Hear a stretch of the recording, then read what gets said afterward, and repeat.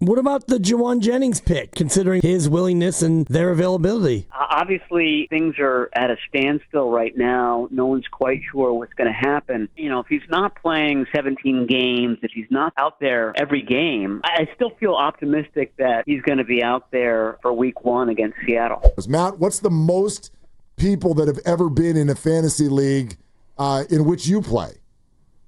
I feel like 12 is the max. Thank you. Because after 12, you start to run out of players to draft, and you're having to start. I'm trying to think of just a random receiver. Russell Gage. Yeah, I was about to say Russell Gage. That's so funny.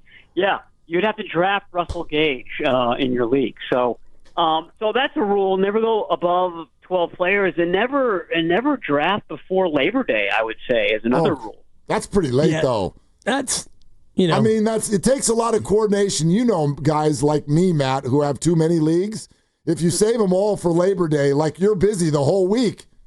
That's true, but I mean, there's so many things that come into focus right before the game, like Amari Cooper signing today. Yep.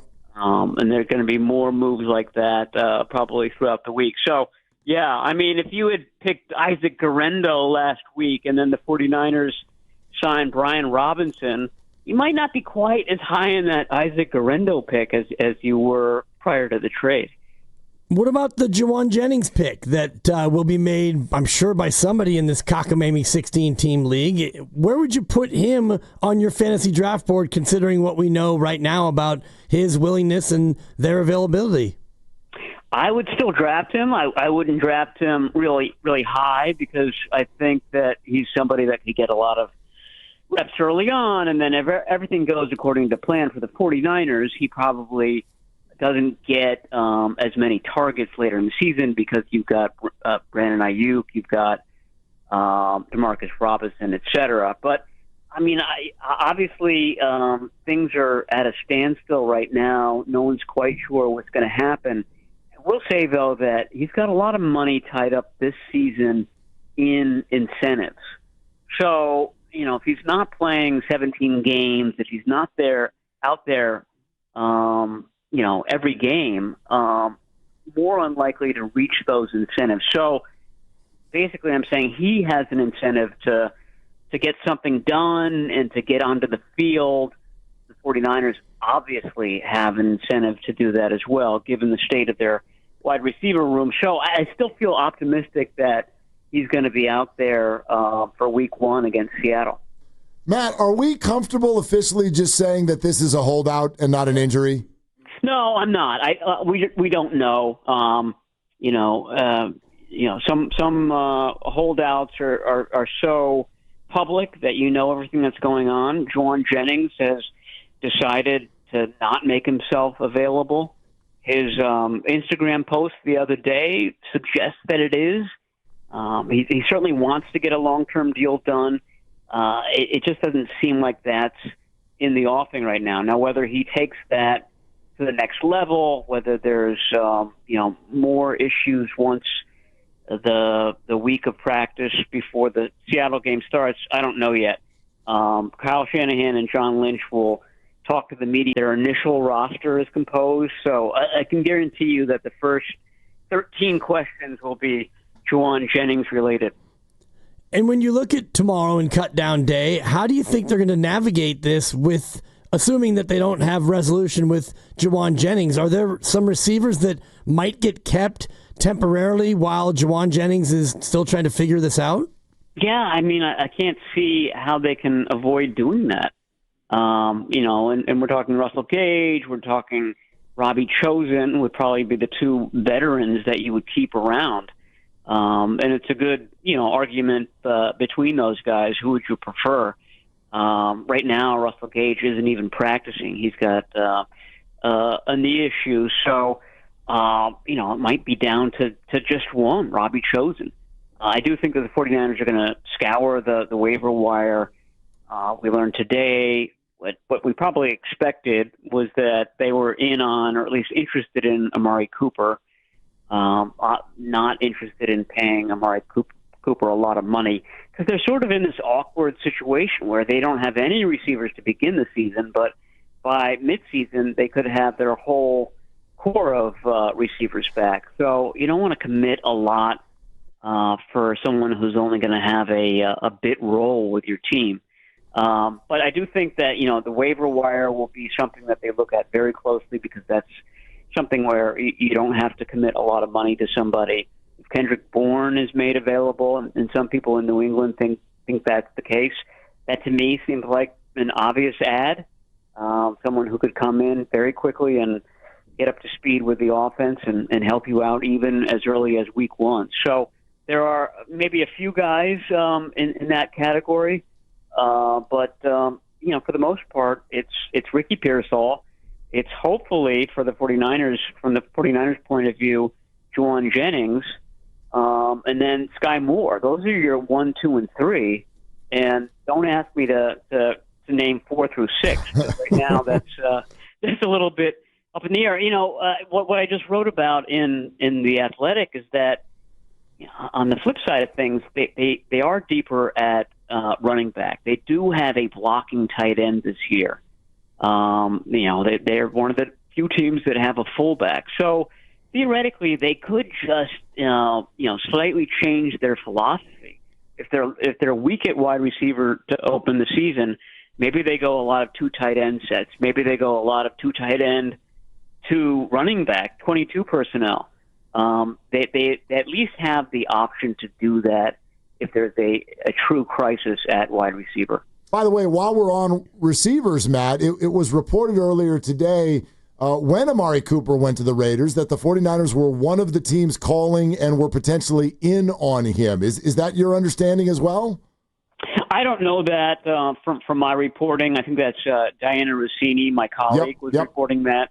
And she's always right on this stuff, so I believe it. And it makes total sense because, the 49ers were in need of wide receivers. He was the best wide receiver remaining as a free agent. I actually asked specifically about Amari Cooper, I think it was when Jordan Watkins got hurt.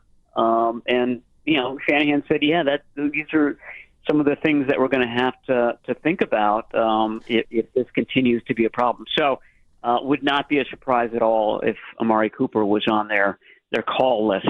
I do wonder, though, if you go sign somebody like that who has a little name value, like maybe, what if it's Gabe Davis tomorrow or what have you? If you bring someone like that in, what if things go well health-wise as the season goes on, and then there's Demarcus Robinson, and then there's Brandon Ayuk, and you get your young guys back, who I know they want, in Jordan Watkins and Jacob Cowing. Like, how many wide receivers are you going to keep in the middle of the season?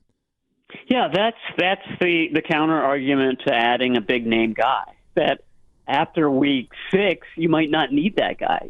But by midseason, you could have Ayuk, Jennings, Pearsall, Robinson, Watkins, and Cowing all in your lineup, all healthy.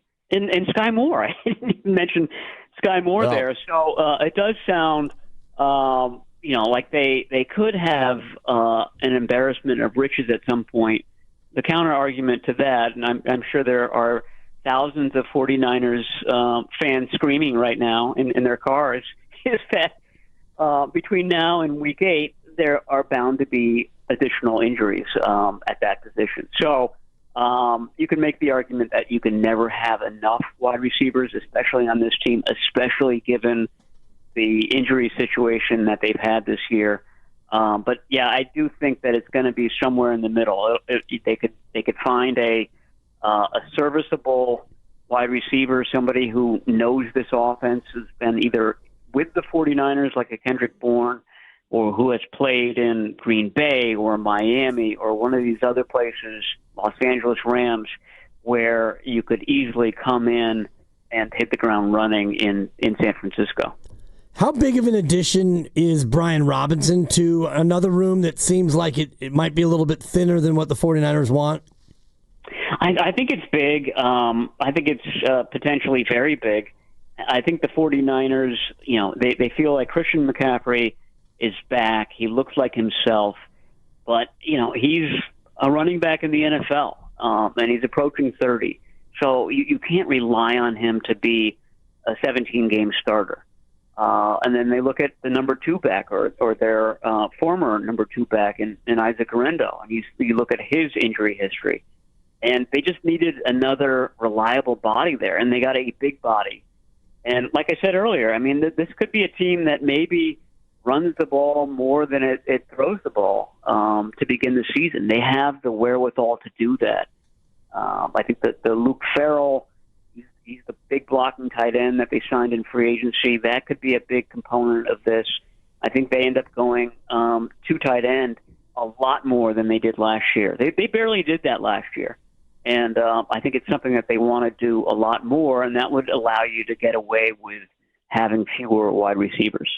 Look, we haven't even gotten to Jake Moody yet, and we certainly need to. Like, I know what they said, and I get the draft value and all of the reasons, but inside their hearts, like, I saw those facial expressions, Matt. So did you. How do you think they're feeling about this situation right now? I think that they're willing to go into the season with Jake Moody and, thinking that he's going to find his groove at some point. But if he doesn't, I think that they believe they've got options. I mean, they cut Greg Joseph in early August, and he's still out there. We're coming up on roster cutdown day, so that there will be more, not fewer, kickers available after Tuesday. So I just feel like they are pretty confident that, okay, even if things go south with Jake Moody, we will have an option at kicker. And, there's always the possibility of injuries, too. Jake Moody, had a severe high ankle sprain last year. They had to find extra kickers. There are a whole group of kickers that are basically journeymen and go from they're like the David Banner on the Incredible Hulk, just kind of hitchhiking down the road for the next opening that pops up. And there's six or seven of those guys every season, and the 49ers are pretty familiar with one of them, in Greg Joseph. I think he would obviously be their first call should that happen. How much leash or slack do you think Jake Moody has if he comes out and has a bit of a slow start? I mean, does it cost him games? If he goes 3 for 5 in Seattle and the 49ers win by 10 points, I don't think it's gonna matter. If it comes down to a 35-yard kick at the end and the 49ers are trailing by 2 and he's wide left, I think that'll be very problematic for this team. I don't know if it's one game, I don't know if it's 2 games, but I don't think the leash is as long as the 49ers are saying it publicly.